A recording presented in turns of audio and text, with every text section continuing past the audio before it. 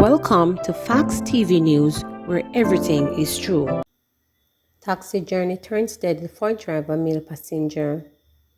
Family members and close friends of 63-year-old taxi operator Lloyd Clark were left mourning on Wednesday morning after gunmen sprayed the vehicle with bullets on Hillard Avenue, St. Andrew. The early morning attack left Clark and a passenger identified as Ron Tolo dead. A woman and her child, also passengers, were injured in the attack and remain in hospital. According to onlookers, Tolo, who was allegedly marked for death, boarded Clark's cab and was trailed by gunmen who pumped multiple bullets in the vehicle. When reporters visited the scene on Wednesday, blood running down the side of the taxi, plus bullet holes in the windshield and inside the car, were telltales of signs of disaster which unfolded earlier. A friend of the family, who has made herself a source of solace for the wife of the same taxi driver who plied the Red Hills Road route, told reporters that the now widow, who lives overseas, is taking the situation extremely hard. Efforts were made to contact the wife for a comment, however, she declined to be interviewed due to her state of trauma. The family friend who shared she too was emotionally broken by the murder of the taxi man lamented that the situation is extremely shocking, as Clark was cautious on a daily basis while he ran his route. She said it would be far less traumatizing if he had lost a battle with illness. For someone who was law-abiding, at no point did he deserve to be brutally murdered, the family friend said. It is a hard pill to swallow. It is not like him sick. He is not even somebody who stays out on the road late at night because he knows how the streets operate. Aaron Fletcher, Senior Superintendent of Police in charge of St. Andrew North Division, where the incident took place, said the mother and daughter injured in the incident remain in stable condition in hospital. According to the senior policeman, one of the deceased is believed to be from the violent-prone community of Park Lane, located off Red Hills Road. The information we have is that the passengers traveling in the taxi on Hillary Avenue were pounced upon by persons traveling in motor vehicle or vehicles. The details are unknown at this time, but at a later time we will be able to give greater details as it relates to the circumstances, Fletcher said. One man told reporters that his sleep was just beginning to get sweet when he frighteningly disturbed by explosions. It happened just minutes before 8 a.m. The gunshots woke me up. I heard around 3 first and then 6 more after that. Well, rapid. When I reached out here, this road that normally has a lot of traffic was cleared. Hector Newman, president of the Transport Operators Development Sustainable Services, extended condolences to the family, friends and colleagues of Clark and called on the government to bring back the death penalty. This type of assassination on the public transport sector operator cannot be allowed to continue, and although it is a reflection of what is taking place in the wider society, there must be a way to bring back things under control. Over the past 7 days, 6 taxi operators have been killed across the island, making it a total of 31 since the start of the year. TOTS is urging public transport operators to be very cautious as you travel and with the passengers you engage. Gospel singer killed in St. Elizabeth. Residents of Maxville Town in Burn Savannah have been left in shock following the murder of 57-year-old gospel singer Carmen Wellington at her home on Tuesday night. A police report said Wellington, otherwise called Charmaine, who is described as a Christian lady, was gunned down about 8:35 p.m. in her yard. She was reported in the company of relatives when gunmen traveling in a motor car opened fire, hitting her. Head of the St. Elizabeth Police Superintendent Dwight Daly told reporters on Wednesday that a motive has not yet been ascertained. But we are following strong leads, he said. A resident who opted not to be named said she heard about 6 gunshots. I am so shocked when I realized that Charmaine was killed. She was a nice lady, very spiritual. I don't know of her personally being involved in any mix-up with anyone, the resident said. Another resident shared similar sentiments. She is a Christian lady who liked to do her farming. Never have any issue with anyone in the community. This one is shocking, he said. Councillor Christopher Williams, Jamaica Labour Party Santa Cruz Division, condemned the murder and said he was saddened by the incident. The entire community of Burn Savannah is in mourning. Charmaine was a very jovial individual who had a good relationship with people in the community. "It is just very unfortunate that this heinous crime took place," he said. "I am hoping that the police will be able to find those responsible for the murder of Charmaine and bring them to justice," he added. Greenville residents shocked following woman's gruesome death. Residents of Top Greenville in this South Central parish are shocked and disturbed that their neighbor 45-year-old Paula Saunders was on Tuesday found dead a day after she went missing from the community.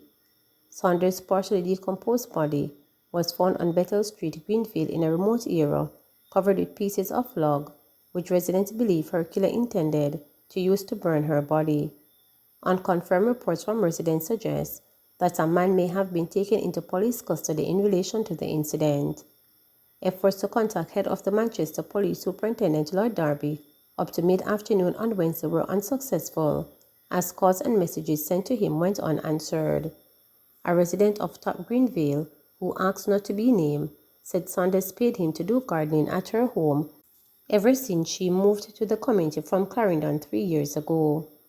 "You see, Monday, when she left out here, she called me on my phone, because she did go on a Mandeville.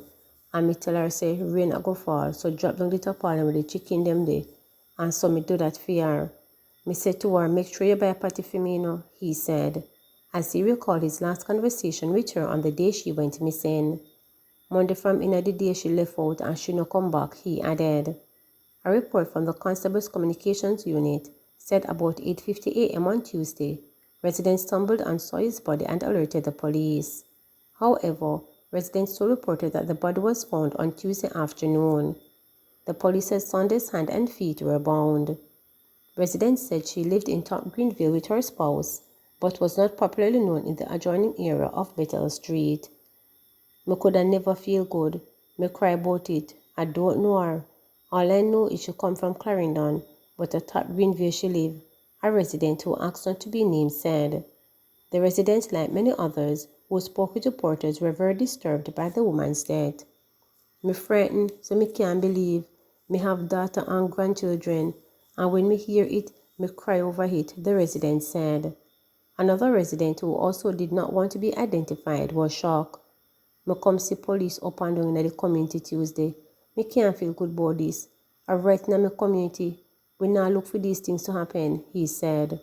Other residents were fearful that Greenville could erupt like in previous years with violence and return to being on the police's no party permit list. The whole place tense because if you know say the place under stigma and if you know say something like this happen, everybody tense and feel a way about it, a businessman in the community said. "The local party them just start up again and the place that get nice. So such a tragedy happening like this now, it put the place under pressure," he added. "It no matter what kind of work she Saunders do, or if she and somebody have an issue, she's a human being. The way how them do her and dispose her body is shocking. Only in a movies me see them things like these," he said. Health authorities in St. James on guard against monkeypox. Health authorities in St. James remain on heightened vigilance against monkeypox in the parish. Medical Officer of Health for St. James, Dr. Francine Phillips Kelly, told a meeting at the St. James Municipal Corporation that testing conducted on suspected cases came back negative. Phillips Kelly says the parish is free of the disease and health workers are committed to keeping it so. She pointed out that a keen eye is being kept on all ports of entry and all persons who display symptoms. "We do not have any case of monkeypox in this parish, happily, but we do know that the virus has come. We continue to be vigilant with our surveillance of our port because we still anticipate that, for the most part, individuals who might be diagnosed will be traveling from territories that do not have cases," said Phillips Kelly. Her update follows last week Wednesday's announcement by the Ministry of Health and Wellness that Jamaica had confirmed one case of monkeypox, with the patient being a man who presented himself to the public health system on July 5th, 5 days after arriving from the United Kingdom. In addition to monkeypox and COVID-19, Phillips Kelly told the municipal meeting that the St. James Health Department is on the lookout for possible cases of malaria, which might enter Jamaica by way of infected persons traveling from territories with documented cases. JPS commits to clearing power lines of vegetation in shorter time. With the hurricane season moving closer to August, where traditionally activities usually begin to ramp up on the high seas, the Jamaica Public Service JPS is assuring the public that urgent complaints about trees and vegetation that are engulfed on power lines are responded to within an average of 3 hours or less in urban areas. However, the Light and Power Company said it was more difficult to hold it to the timeline for cutting trees in rural communities, where its team are facing various challenges, including access to remote areas. Blair Jarrett, Senior Vice President of the Energy Delivery at the JPS, told journalists that once a report is made of a threat of life property, the JPS will respond. Noting past incidents of persons being electrocuted after coming in contact with JPS lines while picking fruits, the Light and Power Company said it has embarked on a blaze in urban centers and rural Jamaica to remove overhanging fruit trees from power lines. The encroachment of the fruit trees and vegetation on power lines is a long-standing problem and continues to be a concern for JPS, owing to a lack of enforcement of law and order on public roadways, according to Vernon Douglas, Chief Financial Officer at the company. Sometimes people maximize the space in their yard by planting trees that are just conveniently spilled over so that they can have more yard space, Douglas said. He contended that these trees are viciously defended if JPS tries and cut it, and only when it comes within half of an inch, that is when it is vigorously appreciated, and it doesn't work like that.